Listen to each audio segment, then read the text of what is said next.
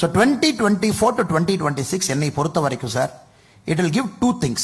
One, 100% nobody is going to form a majority government in 2026. இது option ஏவா இருக்கும்.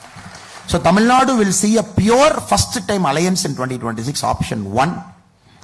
Or if parties like BJP, if we properly manage the period between 2024 to 2026 in a very professional way, if we do lot of hard work, if BJP is able to generate lot of grassroots leaders in all the 234 assembly constituencies, party is able to present you candidates at least 500 days before, not 1 week before, not 10 days before.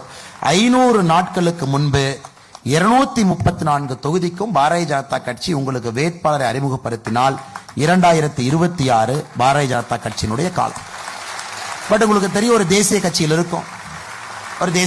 இருக்கும், national party has got its own problem because it's a cadre driven party. So BJP ஒரு party பார்த்தீங்கன்னா cadre driven party. So தமிழ்நாடு politics is slightly unique. So அதனால தான் option A option B சொன்னா sir. Option A option B தாண்டி option C போவதற்கு வாய்ப்பு இல்லை என்பது என்னுடைய தாழ்மையான கருத்து. திரும்ப we will not see one party in Tamil Nadu who will say I got 118, I got 130, I got 150. That is gone sir. 2021 முடிஞ்சு போச்சு. 2026 either we will go for a pure alliance, or parties like BJP, we take big risk. We completely redo our playbook. We completely reimagine our politics.